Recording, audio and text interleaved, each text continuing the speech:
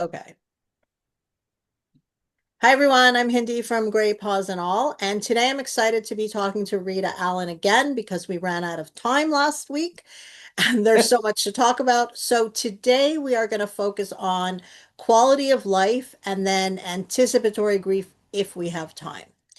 So I know that a lot of people in my group over the years, I mean, there's lots of issues everyone's dealing with, but I know that quality of life is such a big topic of conversation because I guess I could speak for myself, but I think I could speak for everybody. I think we all want to know exactly the right moment when we should Yeah, say goodbye, right? We know yeah, that's what we're yeah, looking for, and it doesn't really exist.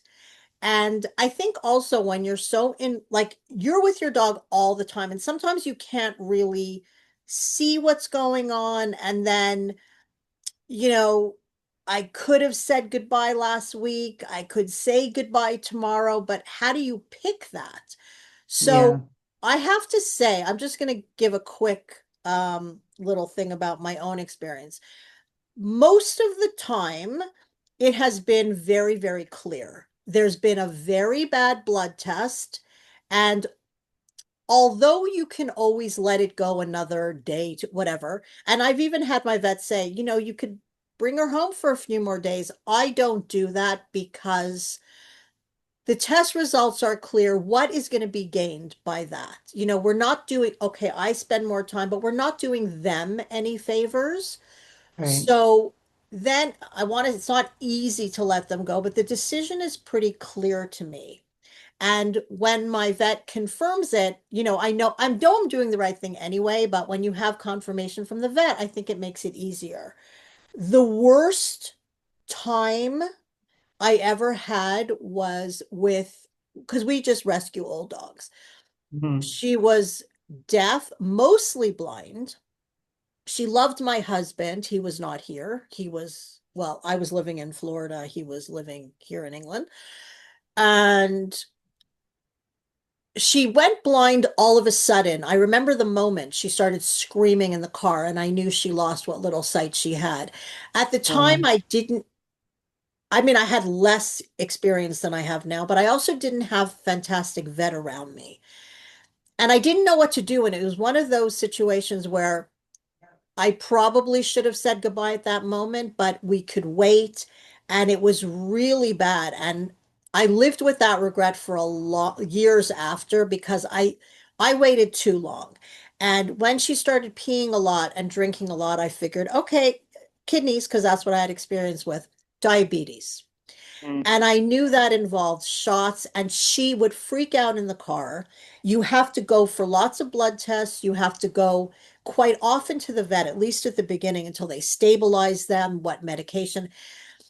And I gave her a couple shots, and I thought, no, this is cruel. This is no quality of life. And I let her go. But I remember I was at the vet and I was calling my husband in England, trying to say, what should we do? And I feel like, on the one hand, I waited too long, and on the other, it was like a rush decision. Yeah. Do you know what I mean? So Yeah. I feel like I'm lucky because even for my cats, it was the same thing. I based it on a bad test result.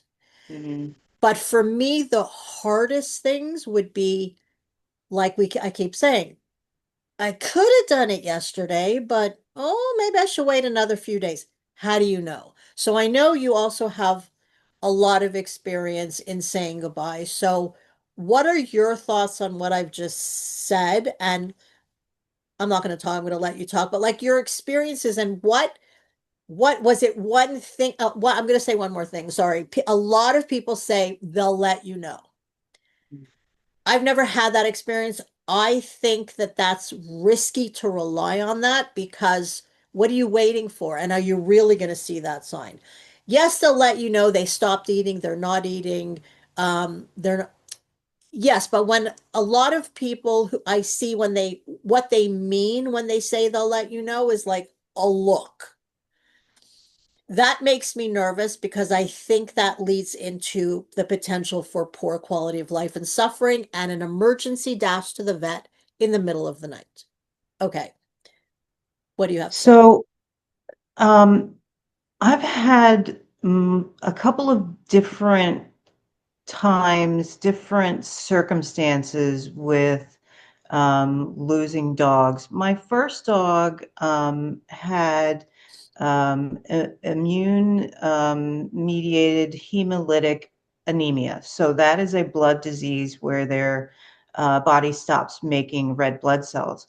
And that's no, back then, that was like 15 years ago, there was no option. You could give them a blood transfusion and it might let them hold on another couple of weeks, which is what we did because we had hopes that, that might fix her and it didn't. So we had no option with her. We had to let her go. She just had no place to go up. So we really didn't have a choice for her. And it was fairly fast and she just had no strength left and we let her go. That's one of those you have to. There's just she would have died and it would have been a horrible death. And we did the best thing for her. So there was no choice there, quality of life. That was an illness. That was like you, literally a blood test that said you can't do anything for her. Um, the next one, this was my soul dog, Lucy. That was the hardest for us because she had dementia. Mm, Now, she was 12-ish, maybe 12 and a half, and she took care of us. This was one of those dogs who felt that it was her mission in life to take care of us. And people are very romantic. They'll tell you, you'll know. You'll see a look in her eyes. She'll give you a sign. No. right. This dog, her mission was to take care of us. She would have never told us. Even in her dementia year, she started with Sundowners. She sundowned maybe a year and a half with us. It was horrible. Mm, She was, from 3 or 4 o'clock all the way through the night and into the morning. She paced and she panted and she was anxious. And this wasn't that dog. She was a Pyrenees. She was independent and she was strong and she took care of everything in the house. She took care of our other dog. Um, we thought that we were helping her. We had supplements. Um, we'd never had a dog with dementia mm, before. Our vet had never seen this before. She passed in 2022. So we didn't really know what to do. We didn't know how to help her. We were in a dementia group. We tried all the things that they suggested, and everybody said the same thing. She'll tell you. She'll mm, tell you when it's time. And we kept trying to help her. This was my most difficult, and this was my biggest regret yeah. because we kept trying to help her and we kept looking for her to say to us that I'm done, that I can't do this anymore. And she never did, never, not until the last second. And I grieved. Talk about anticipatory grief. I grieved for her on a daily basis while she was with us because I watched her become this anxious ball, but it wasn't all day. There were Yeah. large portions of the day where she was normal because she didn't have dementia all day. Sundowners, if people don't know, sundowners in humans and also in pets, which we didn't really understand until I did a lot of research. Sundowners starts later in the day, Yeah. as in when the Sun sun goes starts down. to go down. Exactly. That's why they call it sundowners. Yeah. Um, you People start to lose their cognition. They start to lose understanding of what's going on around them, what is happening to them. They get anxious. They don't understand who they are anymore. They don't understand their surroundings. So it is a form of dementia. and they can seem perfectly all right for the majority of the day. And as the day goes on, they start to get worse and worse. And a lot of times they lose all understanding in the evenings and overnight. Yeah. And it makes them very, very anxious and very upset. And this is what happened with my dog. And all through the night, she would get worse. She wouldn't sleep. She would pace around the bedroom. She didn't bark, but she cried and she would pace. And my husband would finally get up around 2 in the morning and take her outside. And she would just pace around the yard, just all the way around the yard, patrol the fence all night. Yeah. And then he would bring her in and he would sleep on the couch downstairs and take her out again. She just could not settle. Yeah. And then she would sleep in the morning because she would feel better. She'd feel more like herself and she would sleep in the morning. So this dog never told us that she wanted to go ever, Right. ever. And when I had those quality of life checklists and I Yes. was taking them on first on like a weekly basis. And then I started taking them on a daily basis. And they ask you to pay attention to what the dog likes Yes. and, One of the you questions. know, Yeah. what are their favorite things. She didn't play with toys. She was not particularly food motivated. She didn't really like walks. What did she like? She liked taking care of us, and she liked taking care of our other dog. Those are very small things on those quality of life charts. Yes, that's right. How do you check a quality of life on a dog like this? It is extremely difficult. But then I started realizing that what portion of her day was not challenged by anxiety and stress. Yeah. And it got smaller and smaller. She spent much more time being stressed out and anxious than not. And when I really realized that, which is very difficult to see when you live with the dog, Mhm. and it changes so minutely from day to day that it's difficult for you to see it. And also, it's hard for you to realize it because um, it makes you feel horrible that you didn't see it earlier. Yeah. If I can say one thing, I don't want to interrupt you, but just because you That's mentioned okay. anxiety, anxiety is not something that is usually thought of in my experience with other senior dog parents when it comes to measuring quality of life. But if you read, I believe I read it on Lap of Love, their Mm, website. I was, just quality of life and whatever, anticipatory grief, what do they have to say about it? And I remember them very clearly stating that yes, anxiety is a very good imagine being anxious all the time. And yep. if I could just say one more thing on the topic of the research that I've done, I mean, ages ago I read about it. And it was very interesting because one of the vets was talking about quality of life and so much has to, and I thought this was like a light bulb almost. So much of it has to do with what illness are we talking about. So let's say you're talking about a dog that was diagnosed with some kind of like um very serious like heart issue that could cause all sudden. Okay, so let me back up. It will depend on the illness or issue your dog is facing. So something like that, like a heart, a very bad diagnosis, which could turn in a second.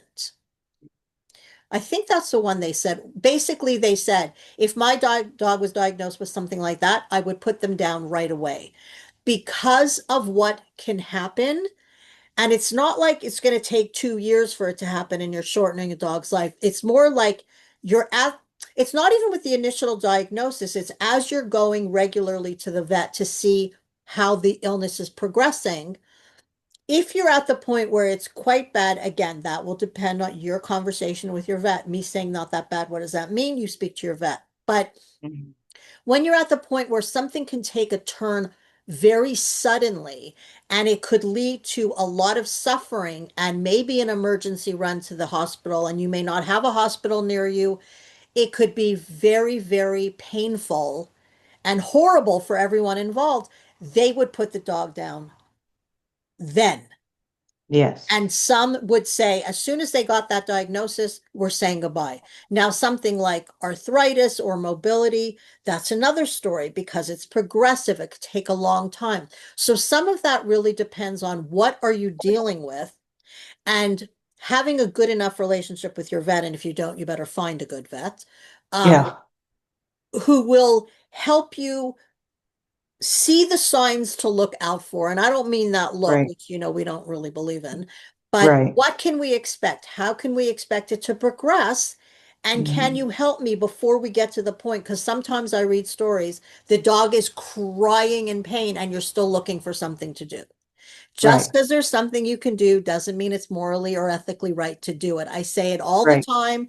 A vet on TV said it years ago. I've never forgotten it. And I think everyone needs to print that out and put it on their fridge and look Hmm. at it. And if nothing else helps you, I think that will help you figure out quality of life. Anyway, I'm very So, passionate about this topic, you can tell, but it yes. just, I see so much what looks like to me suffering Hmm. because you're afraid of saying goodbye too soon. I don't want to be like a cliche, but it's better than having your dog screaming and you're rushing to find a vet. So what we dealt with was not so dramatic as like when dogs have bleeding tumors on their heart Yeah, or on their spleen.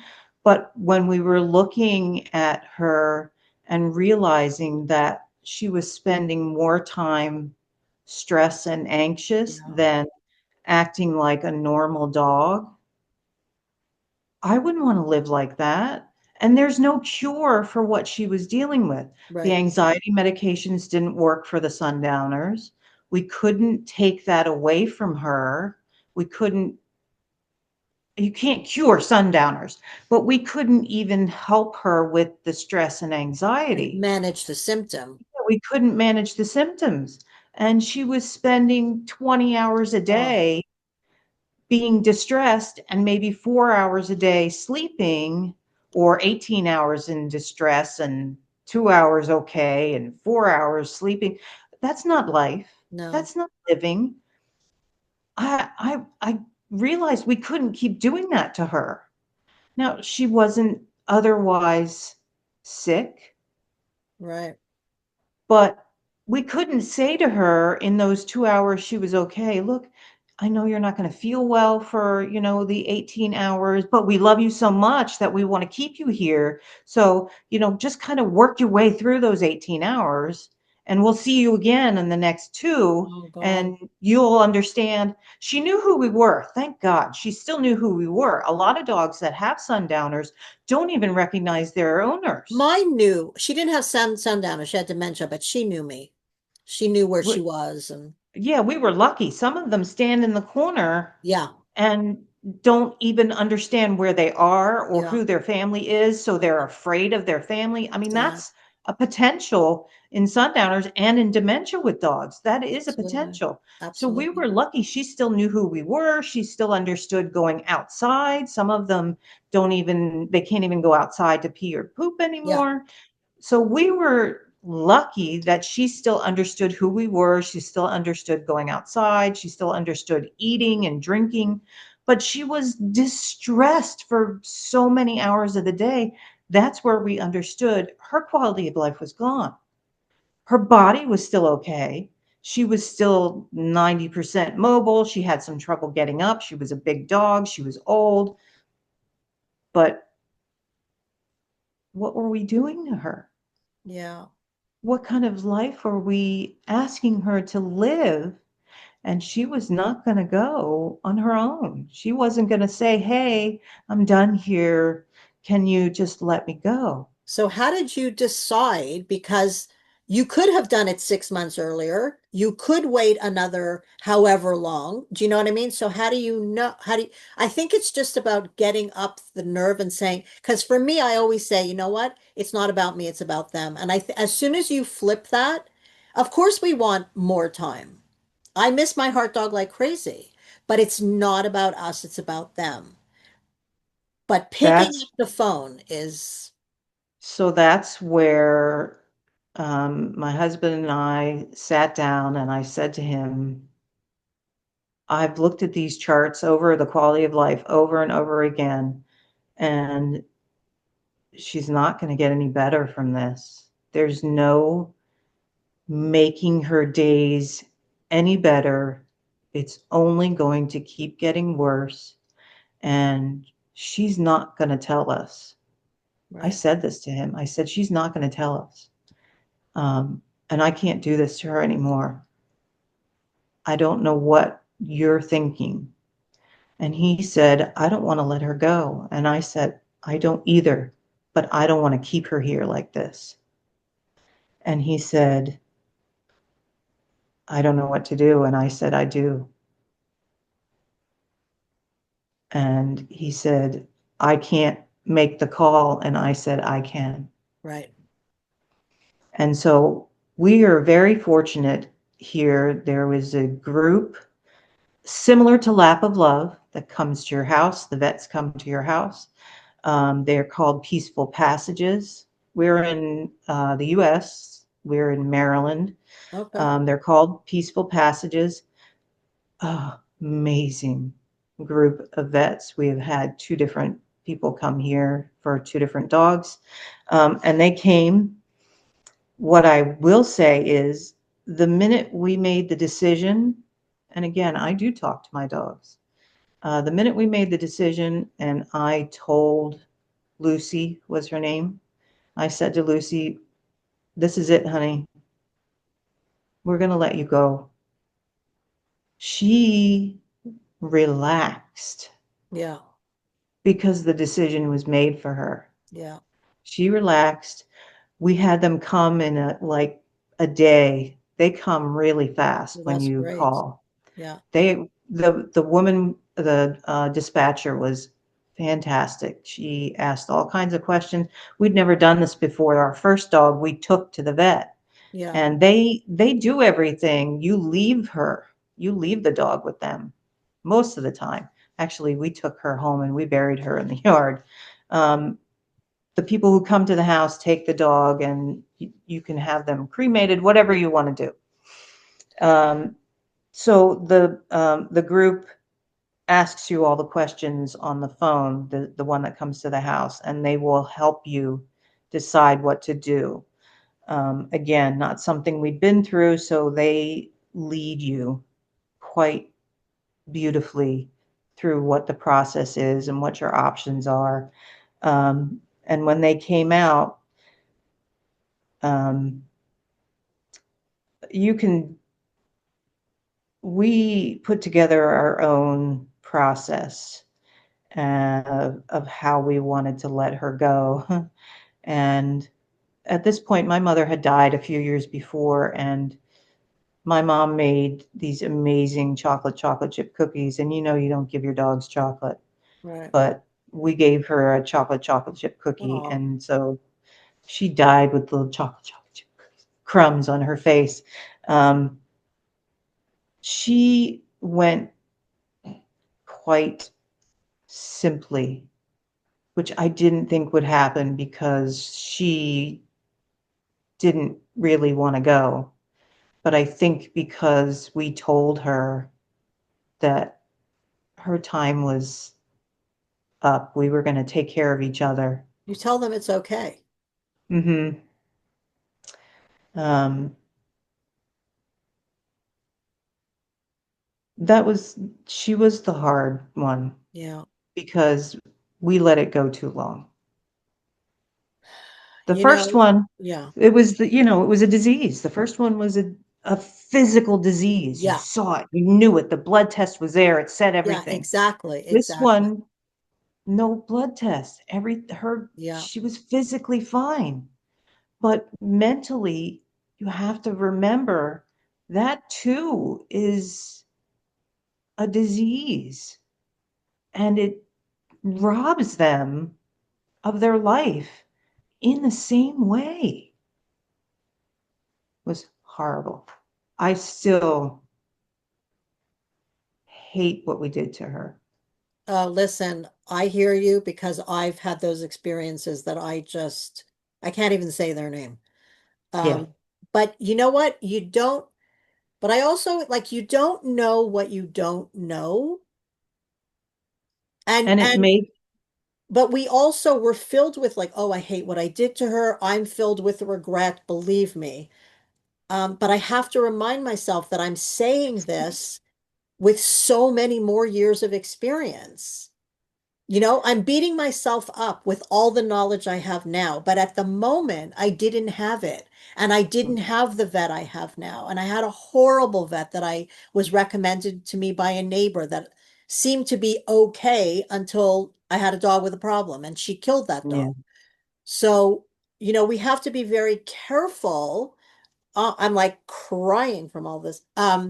We have to be so careful of really giving ourselves a hard time because we can't, we do, but don't judge because you just didn't know, or you knew, but whatever it is, you just couldn't, or you weren't sure. It was your first experience. Now we would never do that, obviously, but you know, What I bring with me is that I would never be able to help other people if I hadn't lived through it. The same, I have a lot right, of chronic illness issues, and I would never have been able to help my mother through the illness she went through if I hadn't been through what I've been through. The right, same with Lucy. I would never be able to help people in the senior group I'm in now, if I hadn't gone through what I had with her. The same, the next dog, Piper, that we lost the following year. I wouldn't have known what to look for with Piper, who fortunately did not have dementia but had um, mobility issues. We would not have been prepared for her if not right, for Lucy. And now with Birdie, and her mobility issues and being able to look out for some of the dementia issues as she's running up now on 12 years old. If we hadn't had Lucy, I wouldn't know what to look for with right. her. Absolutely. So it is a deep regret I have with Lucy that I will carry.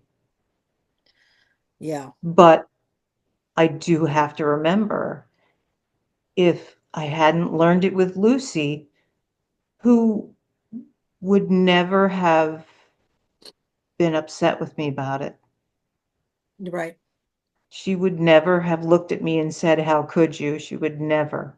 She would say thank you. She has given me that education to take on for my following dogs. And she would have said, "You're welcome. Take it with you and take care of those other girls." It would just be nice if we knew this before. You know, I know, it but would be if we so had just nice. been born with the knowledge, Yeah, or, it would if be there were an so nice. education course we could have taken, Yeah. before you have your dog, here's the education course. But of course, back then, they weren't talking about, when I first got Lucy in 2011, they weren't talking about dementia with dogs because Oh, dogs no, not are at all. living that long. These days, dogs are living until they're 12 and 14, and smaller dogs are living till they're 18 and 20. Yeah, They didn't have dementia back when I was growing up for dogs because dogs weren't living that long. So it's really a new era we're living in, where quality of life is a thing because dogs are living so long. Back in that day, dogs died of lots of cancers. They absolutely. died of, horrible abuse or neglect because they lived outside. They just didn't live so long as they're living now. So we're all being educated, kind of on the fly, that we didn't have back in those days. It's Absolutely.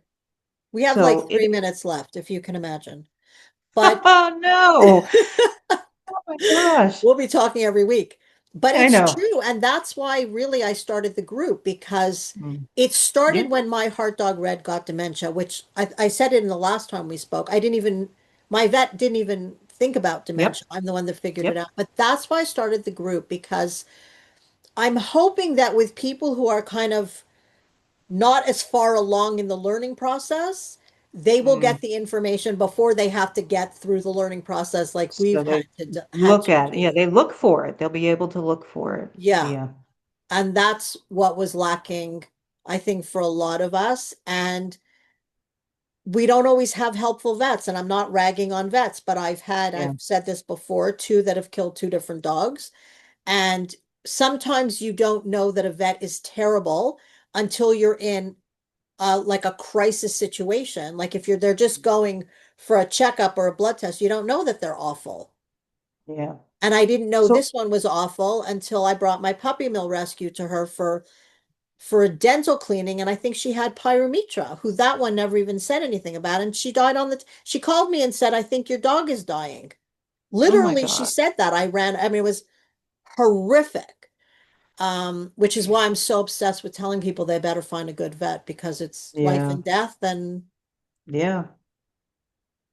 yeah, I just want to try and get in really quickly if I yeah, can. yeah, So I just want people to know, don't feel like you're not connected to your dog just because they don't tell you that they have to go.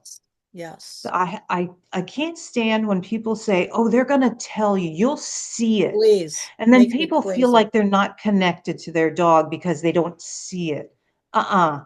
You have a beautiful connection with your dog. Dogs don't always tell you that they have to go. Don't feel like there's something wrong with your connection with your dog.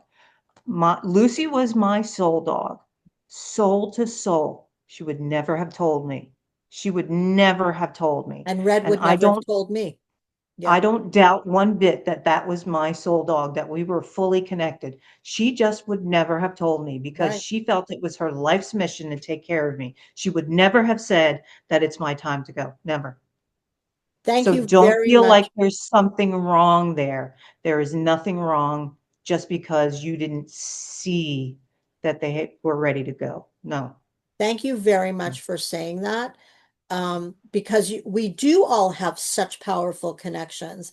And when I see people say, even in the group, someone will say something and all the comments will be, your dog will tell you. I'm like, Yeah, no, no, no, no.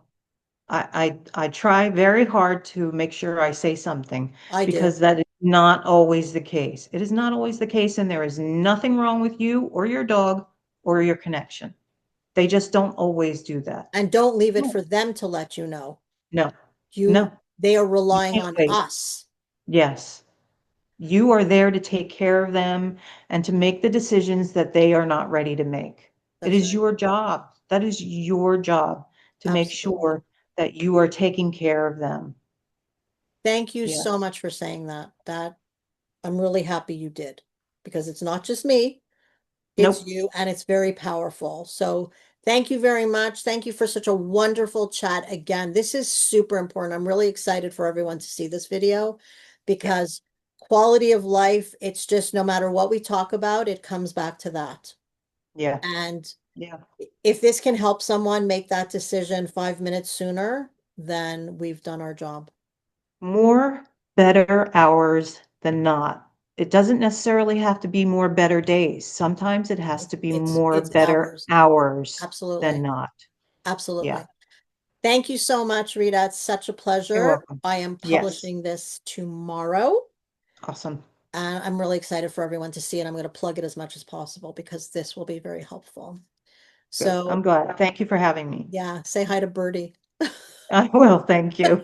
All right, take care. You too. Thanks. Okay, bye. Bye.